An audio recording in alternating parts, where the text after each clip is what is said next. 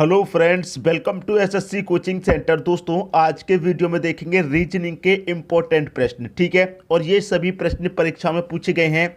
इस प्रश्न की मैं बात करूं तो ये आरआरबी 2012। दोस्तों, ये जो प्रश्न है आरआरबी टीसी का पूछा गया प्रश्न है। ठीक है, तो प्रश्न क्या कह रहा है, किसी संकेत में फिश को इतना लिखा जाता है तो उसी संकेत में जंगल कैसे लिखा जाएगा। बहुत ही अच्छा प्रश्न है। देखिए, आपको कह रहा है फिश का रिलेशन, FISH का रिलेशन कितना दिया गया है, इतना। मतलब F का रिलेशन E से है। ठीक है, I का रिलेशन कितने से है, H से है। S का रिलेशन दोस्तों R से है और H का रिलेशन G से है। ठीक है दोस्तों, इसको इतना ही तो लिखा गया है। इसको इतना लिखने का मतलब है F को E, I H, S का R से और H का G से रिलेशन है।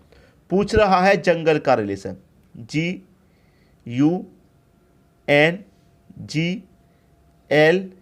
इसका रिलेशन पूछ रहा है। देखिए, जो रिलेशन इसमें बनेगा वही रिलेशन यहाँ पर बनेगा और आंसर मिल जाएगा। लेकिन आपको पहचानना यह है कि इसमें रिलेशन क्या है। ठीक है, देखिए, अगर मैं इसके रिलेशन की बात करूँ, यहाँ पर अगर आप देखेंगे ये जो E है ये 5 नंबर पे आता है।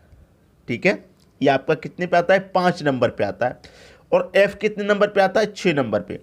मतलब फिश का रिलेशन ये दिया गया है, इसको इतना लिखा गया है। F का रिलेशन E से है, मतलब F आता है 6 नंबर पे, उससे एक कम करके संख्या यहाँ पर लिखी गई है। उसी तरीके से I की मैं बात करूँ, ये 9 नंबर पे आता है, H आपका 8 नंबर पे आता है, तो 9 से एक कम करके 8 लिखा गया है। ठीक है, S आपका 19 नंबर पे आता है, R आपका 18 नंबर पे आता है, एक कम करके लिखा गया है। इसकी मैं बात करूं H की, H 8 नंबर पे आता है, G आपका 7 नंबर पे आता है, एक कम करके लिखा गया। जो भी ये अक्षर हैं, जो भी ये अल्फ़ाबेट हैं, उनसे एक कम करके रिलेशन बनाया गया है। उसी तरीके से जो भी ये अल्फ़ाबेट है, इनसे एक कम करके रिलेशन बनाया जाएगा। ठीक है, सीधा सीधा बनाइए भाई। J से मैं एक कम करूँगा तो J से एक कम करने पे क्या आता, I। ठीक है, U से आप एक कम कीजिए, U से एक कम करेंगे तो आता है T। N से एक कम कीजिए, M आता है। G से आप एक कम कीजिए, G से एक कम करेंगे F आएगा। L से एक कम करेंगे, L से जब आप एक कम करेंगे तो क्या आता है दोस्तों, L से एक कम करने पे K आता है। और E से एक कम करेंगे तो E से एक कम करने पे D आता है। क्लियर है दोस्तों, सभी ने बना लिया होगा। क्लियर, किसी को भी कोई समस्या यहाँ पर नहीं। तो ITMFKD ये आपको पहले ही ऑप्शन में मिलेगा, तो ये आपके प्रश्न का सही आंसर हो जाएगा। उम्मीद करूंगा सभी को प्रश्न अच्छे से समझ में आ गया है। एक बार प्रश्न समझ में आ जाए उसके बाद उसको करना बहुत आसान हो जाता है। कम समय में ही आप उसे सॉल्व कर लेते हैं जब तरीका समझ में आ जाए तो। ठीक है, अब देखेंगे अगला प्रश्न। अगला प्रश्न है, यदि किसी संकेत में LIRG को इतना लिखा जाता है तो उसी भाषा में इसको कैसे लिखा जाएगा। SSC 2012 का ये पूछा गया प्रश्न है। ठीक है, देखिए, इसको इतना लिखा गया है LIRG, यही तो है, इसको इतना लिखा गया। इसका मतलब है L को क्या लिखा गया, G। ठीक है, I को लिखा गया I और R को लिखा गया दोस्तों आपका R और G को लिखा गया है L। क्लियर दोस्तों, अब इसमें क्या रिलेशन आप बना सकते हैं। देखिए, आपसे पूछ रहा है BAML को कैसे लिखा जाएगा। देखिए, आप ध्यान से देखिए, इसमें जो रिलेशन बनेगा वही इसमें, लेकिन इसको ध्यान से देखिए, इसको इतना लिखा गया, हमने लिख लिया। अब रिलेशन क्या बन रहा है वो देखिए, फर्स्ट में जो L है उसे लास्ट कर दिया गया, लास्ट का जो G है उसे फर्स्ट कर दिया गया, और बीच वाले नंबर एज इट इज़ है, I की जगह पे I और R की जगह पे R, एज इट इज़ है ना, बिल्कुल बस वही यहाँ कर दो। जैसे यहाँ फर्स्ट वाला लास्ट है, उसी तरीके से मैं फर्स्ट वाला लास्ट कर दूंगा यहाँ पर, मतलब B यहाँ लास्ट में आ जाएगा। यहाँ लास्ट वाला फर्स्ट है तो यहाँ पर जो लास्ट वाला उसे मैं फर्स्ट कर दूंगा, मतलब L यहाँ आ जाएगा। और बीच वाले एज इट इज़ है, I की जगह I, R की जगह R, तो उसी तरह बीच वाले यहाँ एज इट इज़ होंगे, A की जगह A और M की जगह M। तो LAMB ये आपका आंसर होगा, LAMB। ये दे रखा आपको बी ऑप्शन में, ये आपके प्रश्न का बिल्कुल सही आंसर हो जाएगा। उम्मीद करूंगा दोस्तों कि सभी को प्रश्न अच्छे से समझ में आ गया है, किसी को भी यहाँ प्रश्न में कोई भी समस्या नहीं होगी। अब देखेंगे अगला प्रश्न। अगला प्रश्न है, यदि पुस्तक को घड़ी कहें। बहुत ही अच्छा प्रश्न है। इस प्रश्नों में कभी कभी बच्चे कंफ्यूज हो जाते हैं, तो कंफ्यूज मत होना है, सीधा सीधा लिखना है। यदि पुस्तक को घड़ी कहें, दोस्तों देखिए, पुस्तक को हम क्या कह रहे हैं, घड़ी। पुस्तक को घड़ी कहें, घड़ी को बैग। अब लिखिए, घड़ी को क्या कहें, बैग। ठीक है, घड़ी को बैग, बैग को शब्दकोश, बैग को कह रहे हैं शब्दकोश। ठीक है, शब्दकोश, इस तरीके से लिखिए, शब्दकोश। और शब्दकोश को खिड़की कहें, शब्दकोश को खिड़की कहें। शब्दकोश को क्या कह रहे हैं दोस्तों, खिड़की। ठीक है, शब्दकोश को क्या कह रहे हैं, खिड़की, खिड़की कहें। तो पुस्तक ले जाने के लिए किसे प्रयुक्त करेंगे। भाई हमें पुस्तक ले जाने के लिए किसको प्रयुक्त करना है, ये पूछ रहा है। पुस्तक ले जाने के लिए किसको प्रयुक्त करना है। इस तरीके के प्रश्नों में ही सबसे ज़्यादा बच्चा कंफ्यूज होता है। ठीक है, सबसे ज़्यादा कंफ्यूज होता है। लेकिन आज के बाद आपको बिल्कुल कंफ्यूज नहीं होना। देखिए, आपसे क्या कह रहा है, यदि पुस्तक को घड़ी कहें, घड़ी को बैग, बैग को शब्दकोश और शब्दकोश को खिड़की कहें, तो पुस्तक ले जाने के लिए किसे प्रयुक्त करेंगे। देखिए, आप अगर पुस्तक को ले जाएंगे, पुस्तक को आप लेके जाएंगे तो किसी में लेके जाएंगे कि ऐसे हाथ में लेके जाएंगे। भाई पुस्तक को हम किस में रख के ले जाते हैं, आप अच्छे से जानते हैं कि आप कहीं भी जाएं पुस्तक को बैग में रख के ले जाते हैं कि नहीं ले जाते। कॉलेज जा रहे हैं, स्कूल जा रहे हैं, ऑफिस जा रहे हैं, तो पुस्तक को किस में रख के ले जाते हैं, बैग में रख के ले जाते हैं। ठीक है, और बैग को हम क्या बोल रहे हैं यहाँ पर, शब्दकोश। बैग को क्या कहा जा रहा है, शब्दकोश कहा जा रहा है।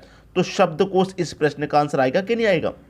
तो पुस्तक ले जाने के लिए किसे प्रयुक्त करेंगे, शब्दकोश को। क्लियर, शब्दकोश किस ऑप्शन में है, बी ऑप्शन में। यह आपके प्रश्न का सही आंसर हो जाएगा। क्लियर है दोस्तों, सभी को प्रश्न अच्छे से आ गया।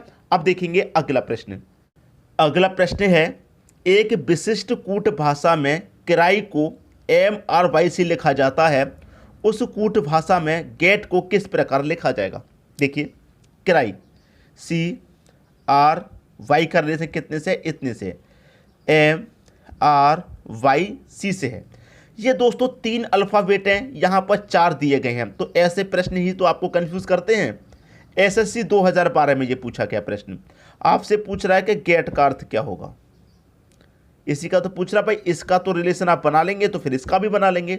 सीधा सीधा सा सवाल है, सीधा सीधा सा। देखिए, आपको जब 3 अक्षर दिए गए हैं तो रिलेशन तो 3 से ही बनेगा।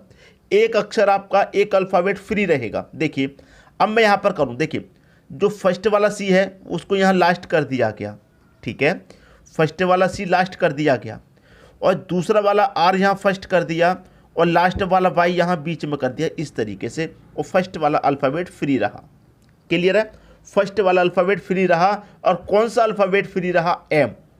तो M अल्फ़ाबेट दोस्तों यहाँ पर भी फ्री रहेगा। जब यहाँ फ्री रहा अल्फ़ाबेट, यहाँ भी फ्री रहेगा। देखिए, फर्स्ट वाला कहाँ था, लास्ट में, तो यहाँ भी मैं फर्स्ट वाला लास्ट में कर दूंगा, G लास्ट में आ जाएगा। और जो दूसरा वाला है वो पहले, तो दूसरा वाला मैं यहाँ भी पहले कर दूंगा E को। और जो लास्ट वाला है वो बीच में, तो लास्ट वाला बीच में मैं यहाँ कर दूंगा T को। तो METG, METG ये वाला भी नहीं होगा, ये वाला भी नहीं होगा, METG ये वाला होगा, D ऑप्शन। D ऑप्शन आपके प्रश्न का क्या होगा, सही आंसर। उम्मीद करूंगा कि इस तरीके के प्रश्नों में अब आप कभी भी कंफ्यूज नहीं होंगे। क्लियर है, अब देखेंगे अगला प्रश्न। अगला प्रश्न है, यदि ASHA बराबर है 29 के, तो विनय भूषण किसके बराबर है। ये BSSC 2014 में प्रश्न पूछा गया था। देखिए दोस्तों, ASHA कितने के बराबर है, 29 के। 29 के बराबर दोस्तों ये कैसे आएगा, सभी अल्फ़ाबेट नंबर को आप काउंट करके देखिए। A कितने पे आता है, 1 पे आता है। S आपका दोस्तों 19 पे आता है। H 8 पे आता है, और ये 1 पे। सभी को हम क्या करेंगे, जोड़ेंगे सभी को। तो दोस्तों कितना हो जाएगा, ये 19 और 1 20, 20 में 8 जोड़ेंगे 28, 28 में 1 जोड़ेंगे 29 हो जाएगा। तो सभी को हमने अल्फ़ाबेट नंबर करके लिख लिया। ठीक है, जोड़ लिया, आंसर मिल गया। उसी तरीके से इसको सॉल्व कर लीजिए। ठीक है, विनय भूषण को BINAY, VHANY USHAN, ठीक है, सभी को काउंट कर लेंगे, सभी का अल्फ़ाबेट नंबर लिखने के बाद उनका योग कर लेंगे। B आता है दोस्तों, आप जानते हैं 22 पे, I आता है 9 पे, N 14 पे, ये 1 पे और ये आता है 25 पे। B 2 पे आता है, H 8 पे, U आपका 21 पे, S आपका 19 पे, H आता है दोस्तों आपका 8 पे, ये 1 पे आता है और ये 14 पे। सभी को हम जोड़ेंगे दोस्तों, ये कितना हो जाएगा 22 और 22 में 9 जोड़ेंगे दोस्तों 31, 31 में 14 जोड़ेंगे 45, 45 में जोड़ेंगे 1 46 और 46 में जोड़ेंगे दोस्तों 25, तो 46 में दोस्तों 25 जोड़ेंगे, ये हो जाएगा आपका 71। तो यहाँ तक सभी का योग कितना आया, 71 आया। अब इनको जोड़ेंगे 2 और 8 10, 10 में जोड़ेंगे दोस्तों 21 तो 31 हो जाएगा, 31 में जोड़ेंगे दोस्तों 19 तो 50 हो जाएगा, 50 में 8 जोड़ेंगे 58, 58 में 1 जोड़ेंगे 59 और 59 में जोड़ेंगे 14 तो ये हो जाएगा 73। इनका सभी का योग कितना आया, 73 आया। इसका 71, इसका 73, सभी को क्या करेंगे, जोड़ लीजिए, दोनों को जोड़ेंगे, 1 और 3 कितना हो जाएगा 4, ठीक है, 7 और 7 कितना हो जाएगा 14, मतलब 144 आपके इस प्रश्न का आंसर होगा। सी ऑप्शन में 144 दे रखा है, यही आपके प्रश्न का बिल्कुल सही आंसर हो जाएगा। उम्मीद करूंगा कि सभी की समझ में प्रश्न अच्छे से आ गया है। अब देखेंगे अगला प्रश्न। अगला प्रश्न है, यदि ए को बी लिखते हैं दोस्तों, ए को क्या लिखते हैं बी, ठीक है, बी को सी, बी को क्या लिखते हैं सी, सी को डी, सी को क्या लिखते हैं डी, और इसी प्रकार आगे भी, तो उसी कूट भाषा में स्मार्ट को क्या लिखा जाएगा। ए को बी लिखा जाता है, बी को सी, सी को डी, मतलब जो है उसका अगला अल्फ़ाबेट लिखा जाता है। भाई बी का अगला अल्फ़ाबेट सी होता है, सी का अगला डी होता है, ए का अगला बी, मतलब जो है उसका अगला वाला लिखा जाता है। तो SMART, ठीक है, इसका पूछ रहा है क्या होगा, तो हम यहाँ पर क्या कर रहे हैं, ए का अगला बी लिख रहे हैं तो एस का अगला टी लिखेंगे, एम का आगे आने वाला एन, ए का आगे आने वाला दोस्तों क्या लिख रहे हैं बी, तो यहाँ भी बी लिखेंगे। आर के आगे क्या आता है दोस्तों, आर के आगे एस आता है और टी के आगे यू आता है, ये लिख दिया, TNBSU, TNBSU, TNBSU, ये हो जाएगा आपके प्रश्न का सही आंसर, सी ऑप्शन। मैं उम्मीद करूंगा किसी को भी प्रश्न में यहाँ कोई समस्या नहीं होगी, सभी को प्रश्न अच्छे से समझ में आ गया। ठीक है दोस्तों, वीडियो पसंद आया लाइक करें, दोस्तों में शेयर करें, चैनल को अभी तक सब्सक्राइब नहीं किया तो सब्सक्राइब करके बेल आइकन का बटन जरूर दबा दें ताकि सभी वीडियो का नोटिफिकेशन आप तक पहुँचे। ठीक है दोस्तों, वीडियो देखने के लिए आपका बहुत बहुत धन्यवाद।